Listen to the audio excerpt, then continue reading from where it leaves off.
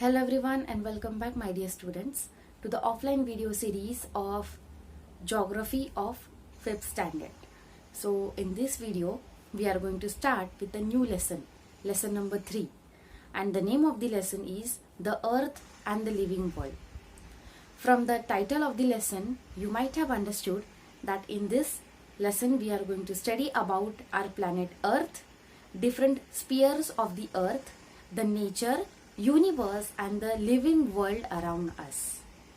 So before we start with this, I want to show you one picture, and after that I'm going to ask you few questions which you have studied in your previous classes of 3rd and 4th standard, and then we will proceed further with the explanation.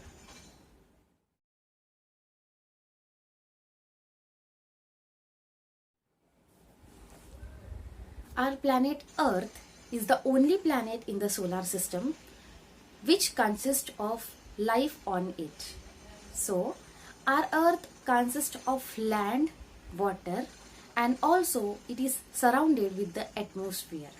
Mainly this atmosphere consists of different types of gases such as oxygen, carbon dioxide, nitrogen, etc. So, when we talk about Earth, there are 3 important parts through which our Earth is covered.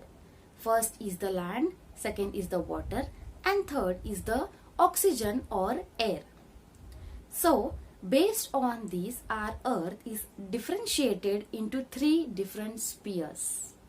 First is the lithosphere, second is the hydrosphere, and third is the atmosphere. One by one, we are going to study about each of them in detail. So, before we start with these spheres, first we will try to understand what is the need to differentiate the Earth into these different spheres. You see, many varieties are found on the Earth. Some are the birds, some are the plants, some are the animals, insects, etc. And all these living organisms on the Earth live in air, in water and on land. And some animals, which are the exceptional cases, live in water and land both. So in order to study all of them, it is very necessary to divide the Earth into spheres. When we study the spheres, it is much more easier for us to study and understand the living organisms which are found in that particular sphere. So that is why Earth is divided into different spheres. You know it very well. In your lower classes also you have studied that Earth, 70% it consists of water and remaining 30% it consists of land.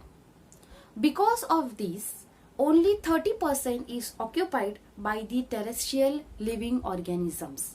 Terrestrial living organisms means the living organisms which only live on land, while 70% of area of the Earth's surface is being accommodated by the living organisms which are aquatic or which live in water, while all the birds which are aerial by nature fly in atmosphere all the time. So, in order to study all these 3 spheres, first of all we will see the definitions of all 3 of them. So let us have a look on the definitions of lithosphere, hydrosphere and atmosphere. Further, there are again some layers of atmosphere given in your lesson. That also we are going to study. So let us have a look on the definitions first.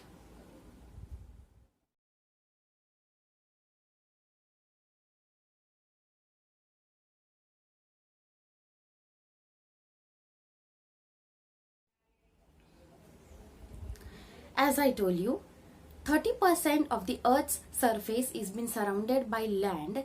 This land further extends in the area of water also. That means lithosphere further extends into hydrosphere also, because all the water bodies has land at the depth of it. So basically we can say that lithosphere is also extending towards the hydrosphere, and hydrosphere is also the part of lithosphere. So first of all, talking about the lithosphere. Lithosphere is mainly divided into 7 continents in the world. So, the 7 continents which we see on the Earth's surface or in the world are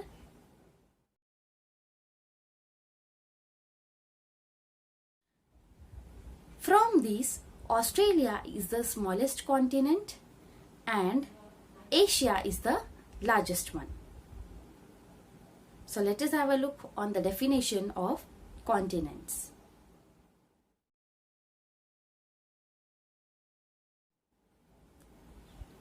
Further, each continent is divided into small parts like countries. Each country is divided into small states and each state is being divided into cities and towns. This makes us easier to understand the world. The land on the Earth's surface is not uniform at all the places. That means the land is uneven on the Earth's surface. Somewhere it consists of plains, somewhere it consists of hills, somewhere it consists of mountains, valleys, plateaus, etc. So, all these different types of uneven lands on the Earth's surface gives a particular shape to Earth. And these all different types of shapes of the lands are known as landforms. So, in order to understand how landforms look like, let us have a look on the picture of different landforms.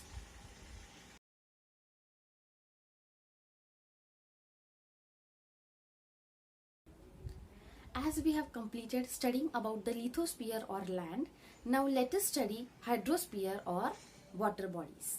As I told you, 70% of water on the Earth's surface is being found. That means 70% Earth's surface is covered with only water.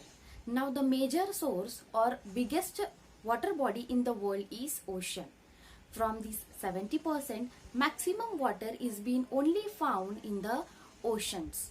Oceans are the largest water bodies in the world. The water which is found in oceans is very salty and the salinity of this water is very high. Further, apart from oceans, there are many small water bodies like sea, river, brooks, rivulets, etc. The land area which is found near the water bodies like oceans and sea is known as coastal region.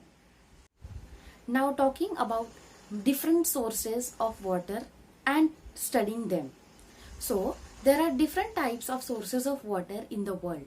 For example, the water of stream, the water of waterfall, rivers, tributaries, water in the form of ice.